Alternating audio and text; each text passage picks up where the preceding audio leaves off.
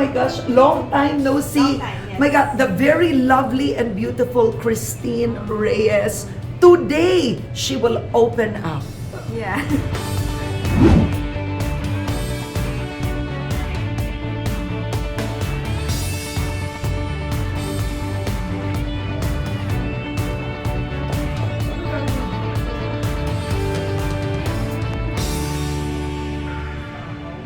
Ang bagong Christine Reyes. Wow, Is that bago. fair to say? Okay, fair. Sige. Fair.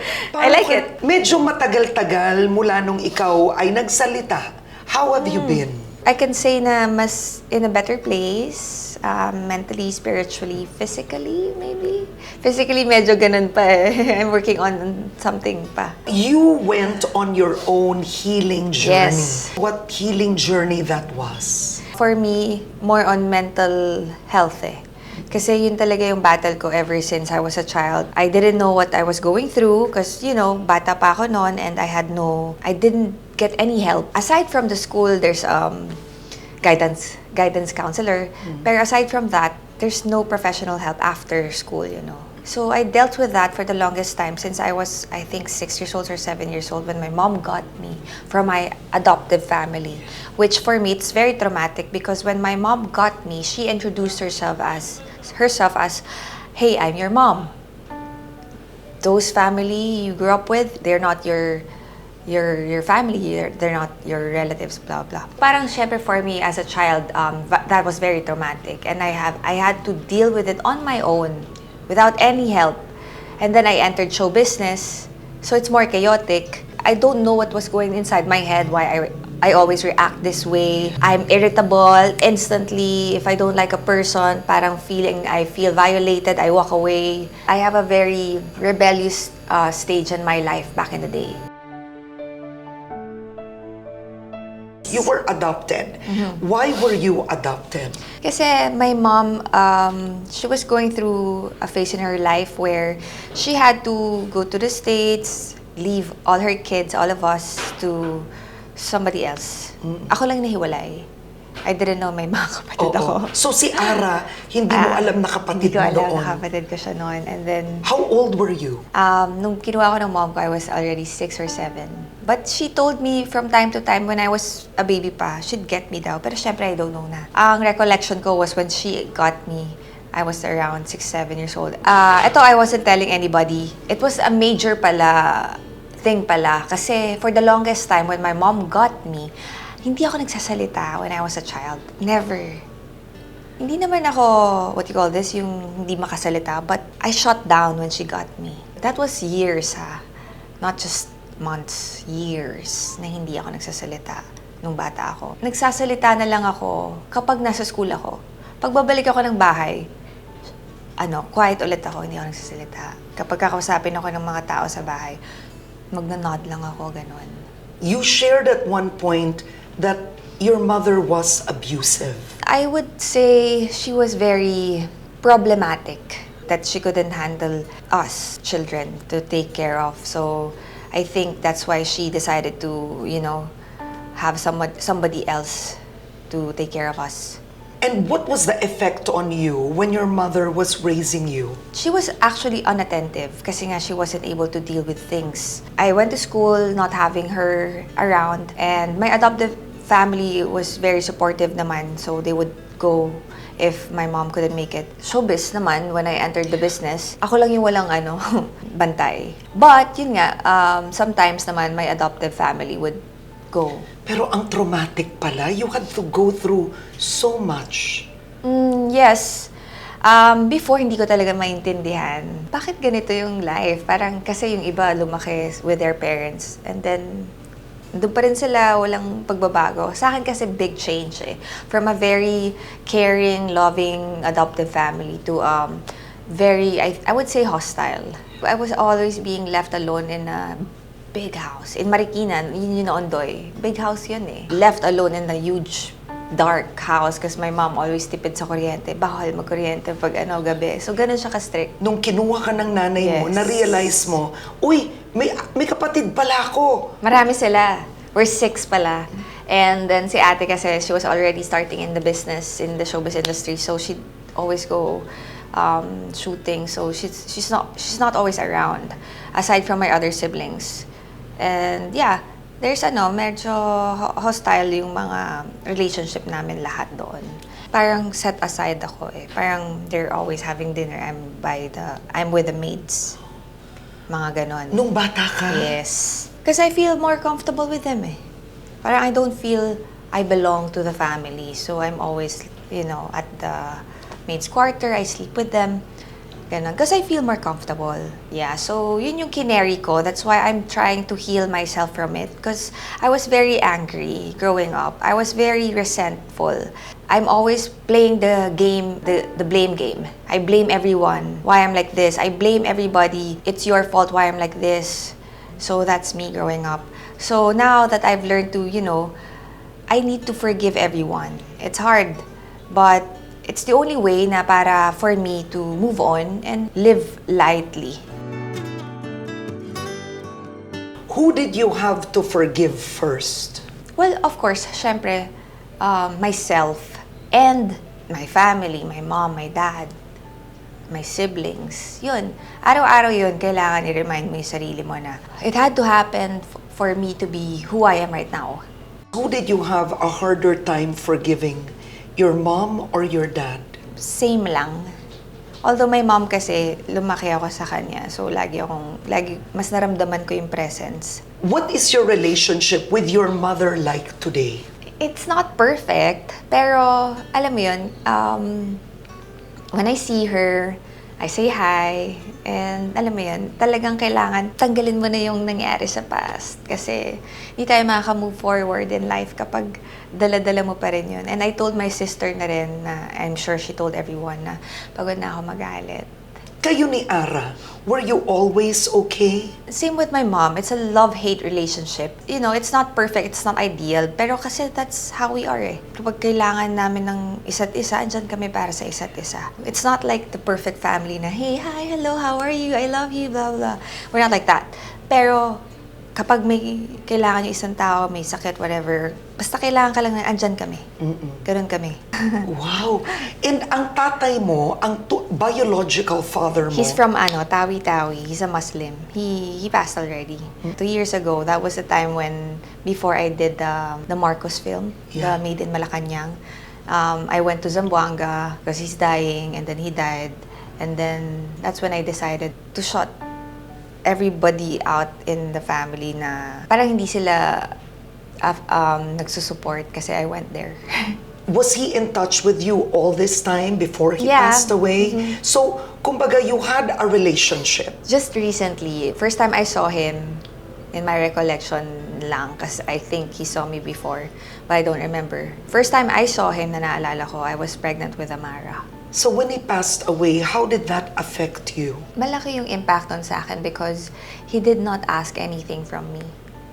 When, I could help. I could have helped him. The fact na hindi siya humingi ng tulong sa akin, mas masakit because I remember the last time I spoke to him. That was pandemic time.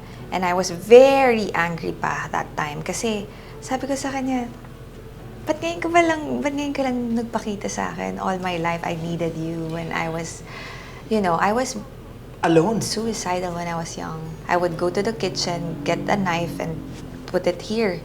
Ganon. I was young, like not even 10 years old. That was the only time na masasabi ko sa father ko, biological father ko, na parang bakit ngayon ka lang nagpakita?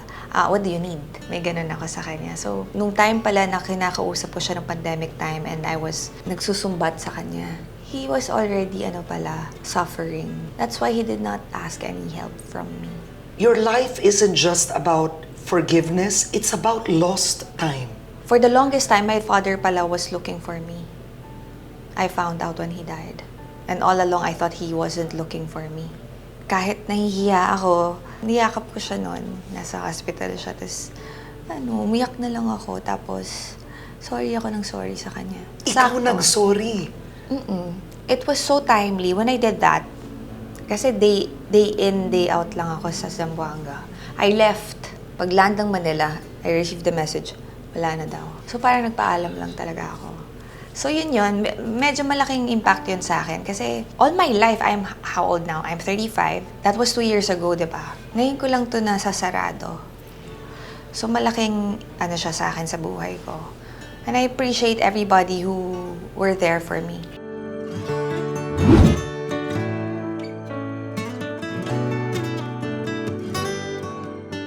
So many people wanna be like you, and ito pala yung pinagdaanan mo. Kung isipin mo, parang wow, ang dami mo nang na-achieve and all. Parang naging artista ka, lahat ng tao na-aspire. Hindi lahat ng tao, but some. Marami. Oo. May movies ka, may teleserye ka, nakatrabaho si ganito, si ganyan, nakapunta ka na ibang bansa and all, nakakapagpundar ka ng mga bahay or whatever. Pero kasi, sometimes when you think about it, hindi talaga fame, hindi talaga wealth ang nagmamatter sa buhay. It's really your peace, love, and joy. Going back, that's why I'm doing the retreats, studying about mental health.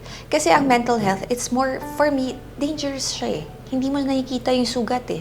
Kasi it's all in your head. And you can't stop your thoughts from thinking about negative things, right? So yun yung mas mahirap to deal with for me. Recurring siya. The things that I'm working on is how to manage my thoughts, how to manage my emotional stress, especially sa work natin. We're very pressured eh. Pressured tayo sa public eye. Pressured tayo with how we put ourselves out there. Do you still get dark thoughts today? Yes, I do still get it. But meron na akong tools to stop it right away. When I feel like, okay, I'm going down that route again, okay, stop. Merong mga exercises for that. And that's what you're doing? Yeah, like breathing exercises, tapping, gratitude, practice, reading, journaling, or go to the nature, go to the beach, go to... That's why you do that? So I think I've released it already and I'm okay and I'm ready to move forward and forgive everybody and live lightly and, focus on what's now. Heal the world, make it a better place. I'll stop if you stop. Isa ka ng ina ngayon. Yes. Oo. Paano ka nagbago nung naging ina ka? Paano ka nagbago? Siguro in terms of, nag-mature ako. And na-lessen yung mga unnecessary things like hang out with friends, or random spontaneous trip abroad, yung mga lavish lifestyle. Kasi before, lalo na nung bukas pa si ABS-CBN, spoiled lahat, diba? So ngayon, we learn to be frugal, we learn to save money, and just spend on things that you need to spend on and live beyond your means. I appreciate it that you shared that at one point, you had suicidal thoughts because I think sa mga nanonood, they'll feel more accepted. You also have a physical pain. You have an excruciating back pain. I think nung 2009 sa Reputasyon, diba? Yes. In Reputasyon, I convulsed. Turned out it was meningitis. They couldn't find anything for a month in Cardinal. Turned out they tapped my spine, they got liquid, and then they discovered it was meningitis. So thank God I'm still alive. Amen. And then my back pain. Did it come from that? Yung meningitis? I think this is due to stress. Hindi yung meningitis? I don't think so. Okay. It's stress. Yung tension mo, kinukuha mo siya, pinapress on ko siya dito sa lower back ko. Others sa shoulders, sa neck. Oo, ako yun. So that's stress. Oo. Gano'ng kalala ang back pain na to? Sometimes, nahihirapan ako maglakad. I manage it naman. So right now, I'm going to do physical therapy before I go back to my activities because I'm very active. I like sports. I like, jiu-jitsu. I like surfing. Right now, I like learning to surf. Yun, I'm very active. So I have to postpone. I have to pause for a while and then do my physical therapy. So I don't rely on painkillers. Right now, a different part of your life is you have a new partner. Now you are with Marco Gumabaw. How would you describe that relationship? Unexpected. Kasi unang-una, yun nga, sinabi ko, and alam naman to ng mundo, na mas gusto ko sana non-showbiz na. But, it's unexpected that we developed into something, into partnership. So yun. Into love. Into love. Love and romance. Yeah, medyo nahiya ako. But you're very happy, I can tell. I am happy having him and his family and knowing everybody, like his cousins also. They're very nice people. But now at 35, anong naidala niya sa buhay mo? He brought me back to church. Kasi nagtampo ako kay Lord eh. Kasi yung past ko, rin sila, church people din sila. So parang feeling ko nagtampo ako dun kay Lord na ginagawa ko naman na nag-obey naman ako pero bakit ganito yung nangyari? So when Marco came, he brought me back to church and I'm thankful. Na-touch naman ako doon. So ang totoo is marriage around the corner? Tsaka na lang natin pag-usapan. Masyado pa kasing maaga. Ilang taon na ba kayo? 1 year. 1 year, oo. And they kept it private. Why did you both deliberately choose that? For me, it's already out there, so what's the point? Diba? Parang, or siguro, let's just say na my personality talaga, mas gusto ko quiet lang. Actually nga, pagkakarap niyo si Christine, you are introverted. You're quite shy. Yun nga eh, pero hindi lang talaga lumalabas. So saan nanggagaling yung the hot Christine Reyes, sexiest woman alive? Exactly. Isipin mo, ito yung totoong ikaw. Kasi ganito yan, Miss Karen. Yun na yun. Yun na nga yun eh. Parang, I had to work, not to earn money at first, but to have freedom. Kasi nung time na yon, when I was still living with my mom, I really want to leave. Show business knocked. Was an escape. It's an escape. They offered me a lot of like, yun nga, yung mga FHM. Ang hirap pa nun sa akin kasi private school, all-girls school, madre nagpapatakbo. Bawal. Parang I had to brave it. Those years kasi parang rebellious ako eh. Hindi ko alam ano ba, bakit ako galit? Anong gusto kong patunayan sa mundo? Ganon ako noon, parang... So ngayon na-realize ko, teka sandali, hindi naman ako yan. Gusto ko bumalik sa dati. Gusto ko yung sinabi mo, hindi naman ako yan. Trabaho kasi yun, Miss Karen eh. It's oo. work. For me, that's work. It's not me. Yun yung mentality ko noon.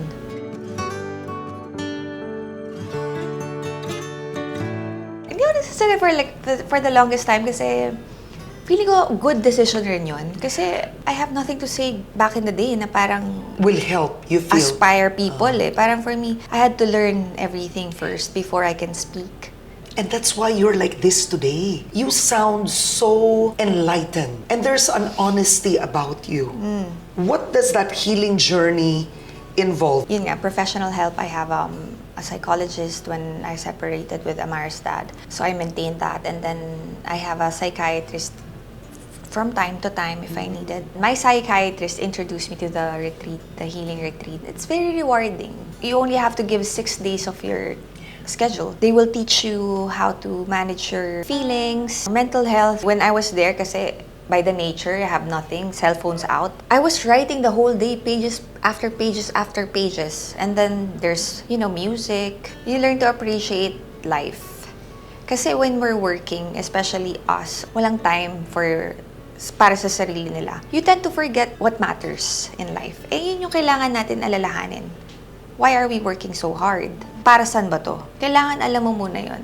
What for you was that moment na you knew, I am healing? I think when the time na nakapagbigay na ako ng salita ko sa mommy ko and kay ate and sa biological father ko. Sila yung 3 main people in my life who have affected and made an impact in my life.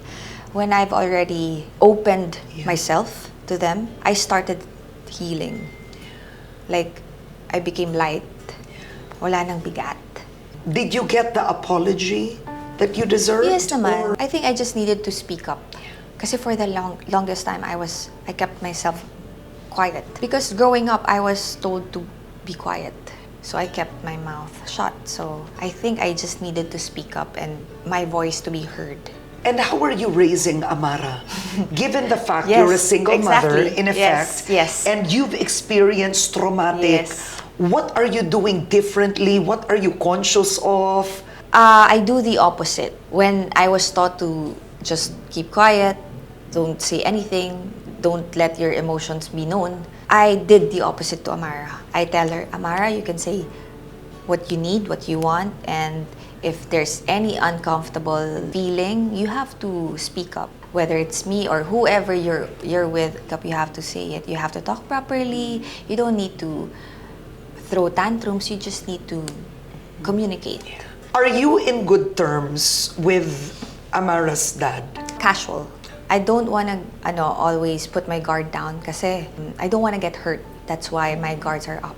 If you don't mind, why didn't that work out? It didn't work out because we're not mature enough to handle the responsibility of being a mom and dad and being in a marriage. You were both not ready. Both not ready. And now, are you ready? I would be ready sometime soon. Yes, but not right now. Bikini mo ba yan? O balat mo? Hoy! Hindi mo kaya nang wala ako! Kaya ko! Mahal niya ako, mahal ko siya. Diba dapat ganun lang yun kasimple? Si Christine Reyes, ang tipong namimili ng pelikula, hindi ka palaging gumagawa. May pili ba ako? Medyo.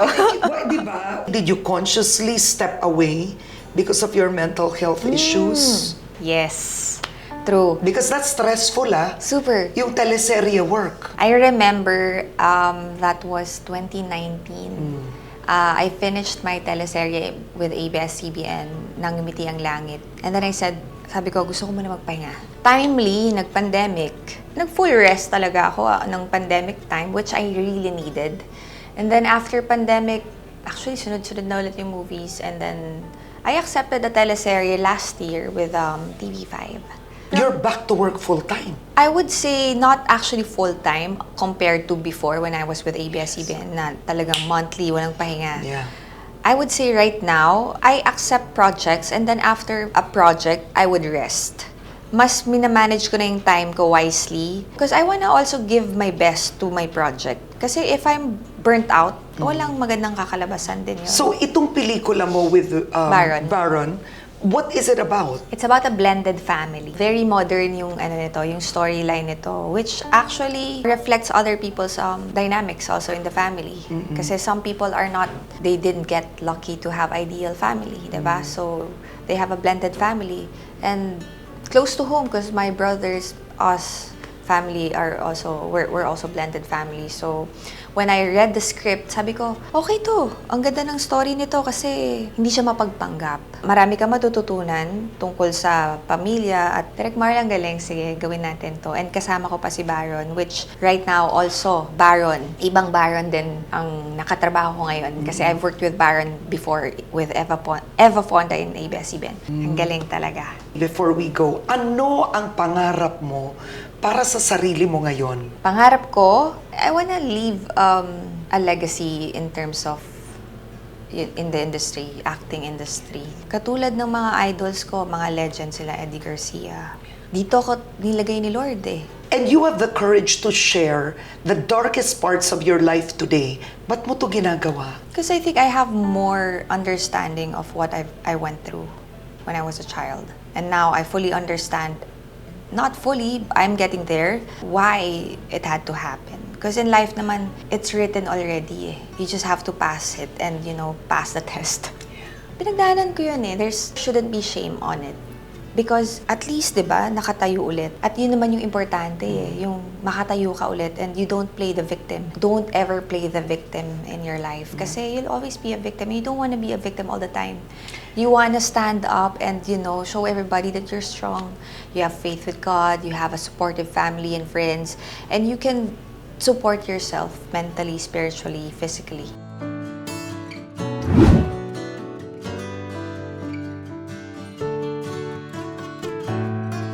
Anong mensahe mo sa mga nanonood sa iyo ngayon who are going through the same thing? You have to find your tribe. Minsan kasi kahit, alam mo yun, minsan yung pamilya pa natin yung nag-i-ignite ng trigger natin eh. So, you better find a healthy boundary. I'm not saying na fully detached, but healthy boundary. Kasi pamilya pa rin yan, hindi natin sila pwede kalimutan. But healthy boundary from people who triggers you, people na nakaka-irritate sa well-being mo. Kailangan may boundary lang dyan. And always see to it na you have relationship to the higher power. Whatever you call it, God, Jesus, whatever. Yun talaga, faith. Know the people you surround yourself with. That's very important eh. If someone drags you down, you don't want to associate yourself with that person. Kasi you already needed help eh. So you need to associate yourself with people who aspire to grow. Yun yung sa akin. And laugh. Smile. Okay. Light naman, laugh lang to end. Yes. So what's the future and laughter with Marco? Si Marco, aside from my daughter, who gives some color to my life, si Marco gives yung ngiti. Yung puso mo. Yung Yeah. puso mo nakangiti. Nakangiti. Wala pang sing-sing dyan. Malapit na ba? Wala pa. Pero malapit na. Relax muna tayo, guys, ha? Okay, my last question. Pakita natin to. You have a tattoo here and it's the rosary Yes. and the cross. Yes. So what does this say? Initials ng best friends ko yan since grade school. Victoria, me, Christine, and then Luis. Okay. Kailan ka nagpatatong ganito? This was 2012. Tagal na. Yes, I told Tagal myself na. this will be the last attempt to suicide. Yun ang mensahe ng ano Yeah, na to. and this is a reminder for me na God is always with me. Nung darkest times ko, talagang siya lang yung kausap ko eh. Lagi, si Lord lang. Yeah, and I have another tattoo here which I'm removing in camiseta. And then I have slashes there also. Oh my. So don't get me wrong, but itong slashes na to, how old were you here? This was 2009 or 10. Artista ka na nito. Yes. I had to stop taping kahit isang saglit with Jericho Rosales and Carmen Sue because I slashed myself. So thankful with ABS-CBN kasi talaga nalagaan ako ng ABS-CBN. I think may lumabas pero they shut it down. Yeah. Bakit mo to pinapabura? It's also a cross. Yeah, it's a cross. Pero parang may nagsabi sa akin, parang sword siya. So yeah, pinapatanggal ko na. Oh. When you see those marks today at 35, what do you say to yourself? I'm thankful that, God made me strong and hindi niya ako iniwan. Kasi siya lang talaga yung kausap ko nung time na yun. Yun ang masasabi ko sa mga tao may pinagdadaanan. Kasi wala na lahat, okay lang. Pero kung may faith ka kay Lord, siya lang yung kausap mo, maitatama niya lahat eh.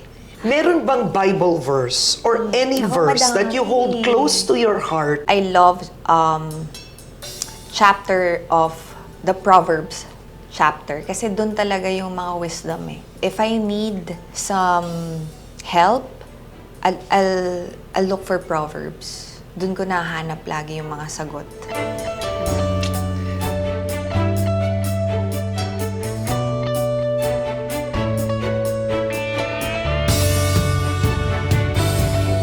Can I just say March 30, Dearly Beloved with Baron Geisler, directed by Marla Ancheta. Yes, Dearly Beloved, March 30. And you know what, Christine? You are beloved. Oh, thank you. All right. Thank you. Love you. Love you. Oh my God. Nice seeing you again.